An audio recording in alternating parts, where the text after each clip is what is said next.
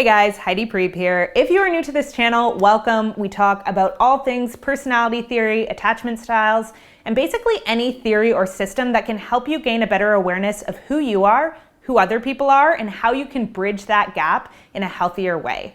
So this week we're going over the 4 attachment styles: anxious, avoidant, fearful avoidant, and secure, and talking about how their early experiences shape their attachment style. So attachment styles, for the most part, are formed before the age of 2 or 3, but they do change and develop with us over the course of our lives. So the way that we respond as infants is not exactly the same as we respond as adults, because adults have more sophisticated experiences of attachment bids, but the inner mechanisms, the kind of inner worldview about how relationships are and what we have to do to get our needs met in relationships are formed very young.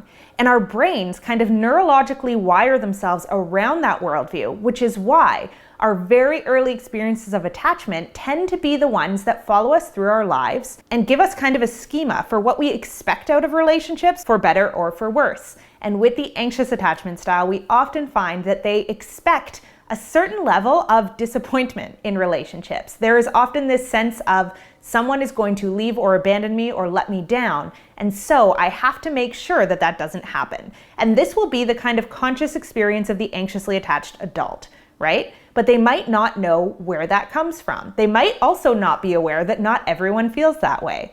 But what we're going to talk about today is the early experiences that shape that worldview for anxiously attached adults, as well as how that worldview can begin getting undone.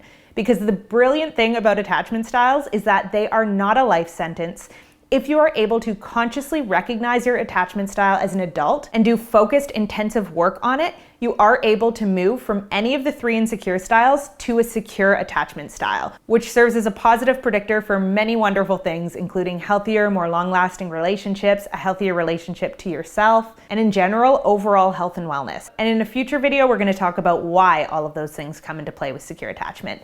But for now, what you need to know is that these tendencies are not something you're stuck with if you see yourself in them. We're just going to start by figuring out how this came to be in the first place, and only then can we start working to loosen that worldview and start choosing healthier, more fulfilling responses. So with the anxious attachment style, their very early experiences of being cared for were often fairly inconsistent. Now, this can happen for a variety of reasons, right? So on kind of the extreme end of things, you can have an anxiously attached child who grew up in a dangerous and unpredictable environment. So maybe their parent was an alcoholic or a drug addict, and they were sometimes very responsive and warm towards their child, but other times when they were using or they were drunk or whatever it is, they were unable to be present for their child. But there doesn't have to be kind of quantifiable parent neglect present in order for someone to develop this attachment style, and that's actually a pretty common misunderstanding.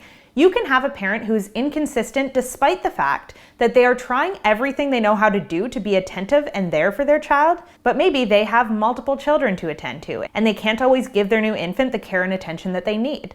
Or maybe they are incredibly busy with work. Or maybe they have a mental or physical illness that they're tending to themselves, and they want to be present as much as they possibly can for their child, but they're either physically or mentally or both preoccupied with whatever challenge they're going through, right? Another big predictor of an anxious attachment style in children is an insecure attachment style in the parent. So the reason why we so often see insecure children being born to insecure parents is because when you have an insecure attachment style of any sort as an adult, whether that is anxious, avoidant, or fearful avoidant, it means that there are certain emotions you have an incredible deal of trouble processing. And any emotions that you're not able to access and process within yourself, you're not really able to teach your child how to access and process. And a lot of parents don't know they're insecurely attached when they have children. They might think, for all intents and purposes, that they are able to be a completely emotionally responsive parent because their own attachment issues might be very deeply repressed for them. That they unconsciously reject their child when their child is showing certain emotions that they don't know how to process themselves. So for example, if you have a parent who has an anxious attachment style themselves, they might have a very high degree of difficulty processing shame. So they might have this idea as they become a parent that I'm going to do everything right. I'm going to raise my child with all of the love that maybe they think I never got as a child. And they might come in with the best possible intentions, but every time their child becomes angry, that might activate their feeling of shame, because they might go, I'm being a bad parent. If I were a good parent, my child would never be angry. And of course that is false thinking, but the unconscious mind doesn't stop to fact check itself very often, right? So what you might have is an anxious parent who now becomes panicked themselves when their child shows anger. So they're not able to serve as kind of a safe space for their child to come to them and process that anger, because they themselves get dysregulated by the child's emotional response. Now, the child learns, okay, there are some emotions that my parent is very gentle and loving and caring when I show, but there are other emotions that when I show them, my parent seems to get upset, almost anxious themselves about me having that emotion. And of course, a 1-year-old will not have that language, right? But they will be able to tune into their parents' distress. And so they will learn sometimes some emotions that I show are well received, but other ones are rejected or ignored or denied, and maybe depending on their parent's mood that day, or depending on how kind of psychologically safe and sound their parent is feeling in a given moment, that emotion might be a little bit more tolerable for the parent to work with in the child, versus another day when they're tired, they're spent, and that emotion now, when the child shows it, poses too much of a threat to them. So they have to find a way to kind of subtly shut it down.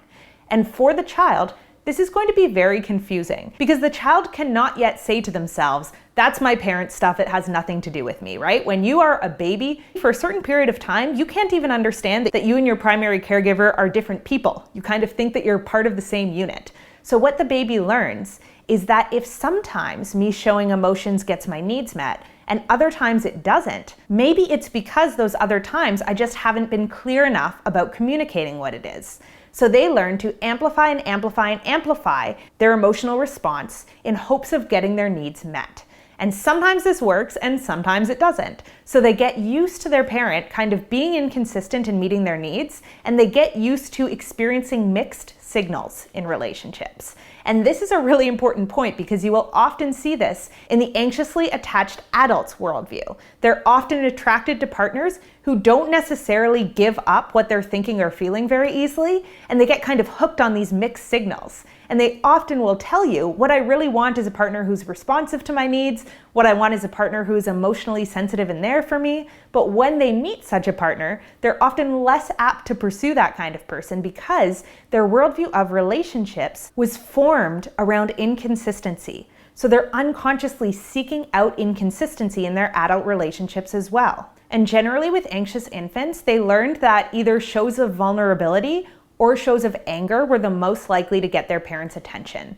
So that's kind of the fawn response versus the fight response, right? So when you are in a fawn response, or when you are showing vulnerability, you're kind of showing the other person, look at me, I'm so helpless, I need you to come closer. It's this response that makes the person who's going to take care of you feel good about themselves. And of course, the baby is not choosing this. Actually, babies are born with these kind of exaggerated features as a biological response to the adult brain responding most protectively towards beings that they see as kind of vulnerable. And so sometimes the anxiously attached child will find, oh, when I look extra cute, when I kind of plea a little bit, when I show my parent that I really need them, that's when I get the best response. Or maybe my parent is a little bit harder to reach, so they only really pay attention to me when I get a bit angry and frustrated, and then their attention is drawn to me and they're like, oh, my kid is in need, let me give them something to calm them down or to soothe them.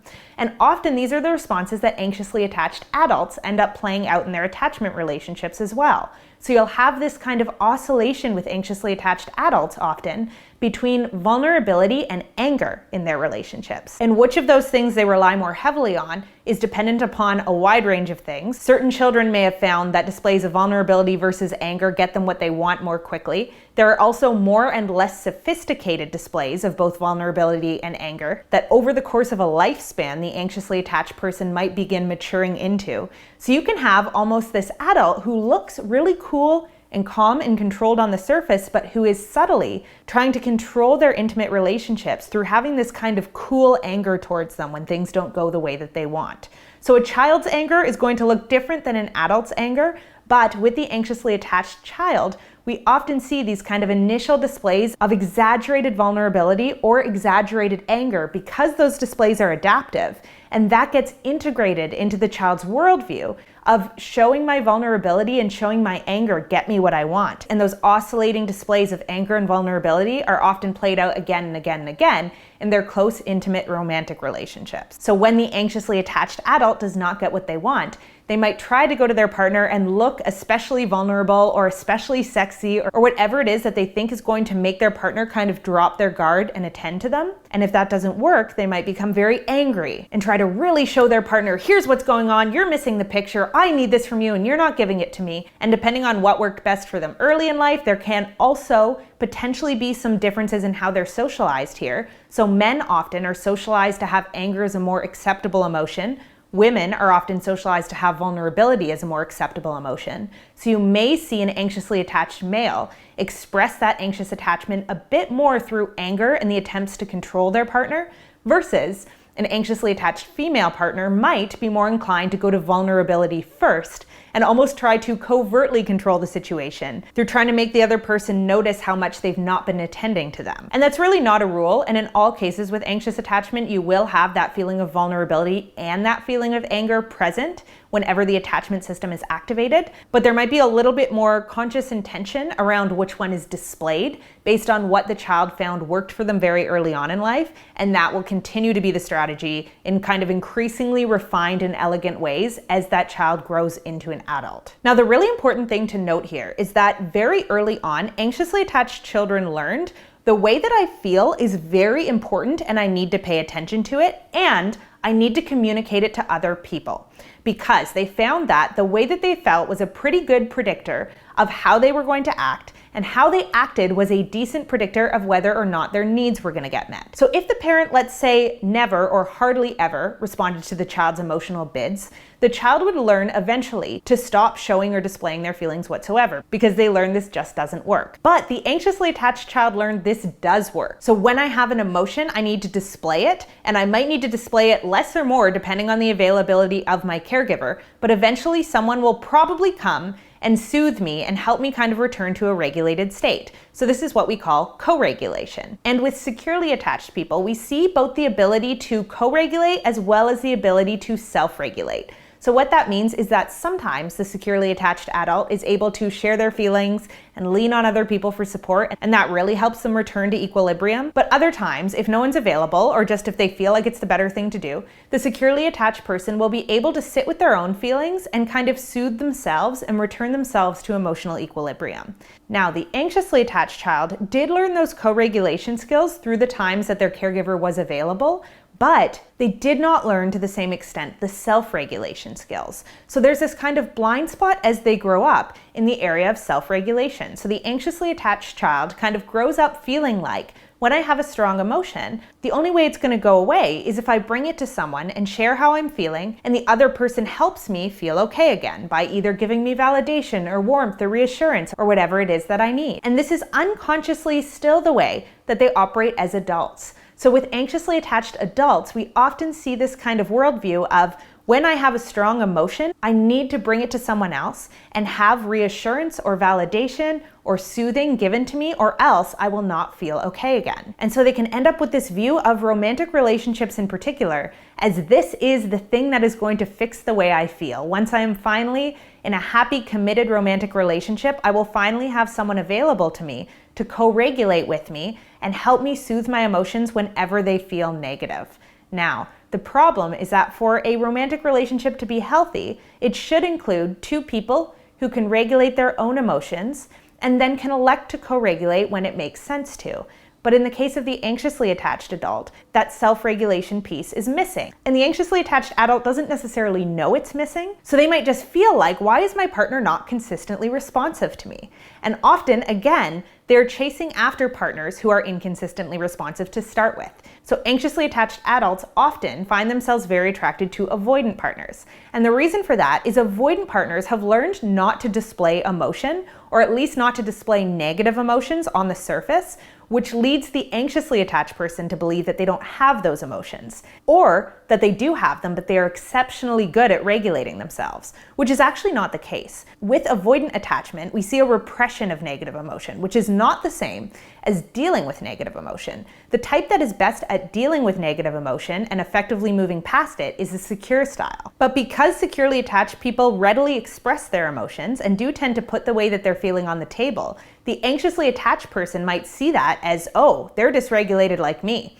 Whereas the avoidant to them looks like someone who has everything under control. And that looks unconsciously like that caregiver that they're kind of secretly searching for in life. So you often have the anxiously attached adult chasing after the avoidant attachment style, not knowing that the avoidant attachment style is actually just as bad at dealing with their emotions as they are, just in a completely different way. And once they do get into a relationship, the anxiously attached individual often becomes hyper aware of the relationship dynamic and of their partner's behavior, and they're always on the lookout for really subtle changes, either in the dynamic or in the way that their partner is responding to them, because they're afraid that that means the care and the reassurance and the validation that they need for their partner is going to go away. So they live with this kind of chronic feeling of abandonment. And the reason that feeling of abandonment is so present and so conscious for the anxiously attached individual is because they don't know that they can be okay on their own. They have not learned how to process and soothe themselves through difficult emotions because that skill was never displayed for them as a child, right?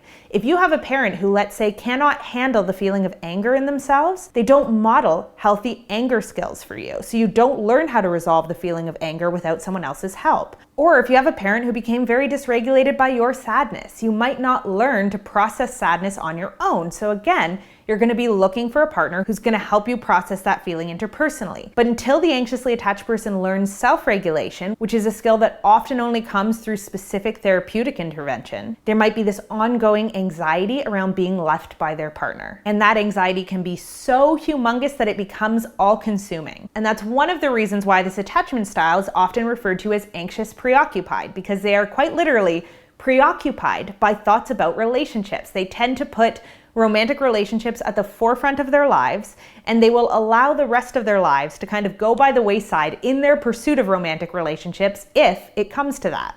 And again, they might not realize that this is not how everyone experiences life. They might think this is normal because there is a high enough percentage of anxiously attached people out there. And I believe a lot of art and movies and media pieces are created by anxiously attached people. So this kind of grand romantic ideal of a partner coming and saving you from your life and yourself and making you finally a whole person is presented very readily through songs and movies and all of these pieces of media that we've been consuming from a very young age. So the anxiously attached person often doesn't stop to question whether or not that belief is true until things start going repeatedly wrong for them later on in life. Now, I'm going to put out many future videos on how we start working with this attachment style, but to talk a little bit about it now, the anxiously attached individual's route to healing has to come through learning to self-soothe and also learning to own one's own emotional experience. Because the anxiously attached child never learned proper differentiation from their parent, so they never properly learned which emotions are mine and which are my parents', they often still make this mistake as an adult. So let's say they feel an emotion that feels very overwhelming. One of the emotions that tends to be most overwhelming for people, again, is shame. So when something comes up that makes the anxiously attached person feel shame, they might actually find that intolerable. Their brain is not able to process shame. So they might decide that that feeling belongs to someone else and then try to solve the problem interpersonally.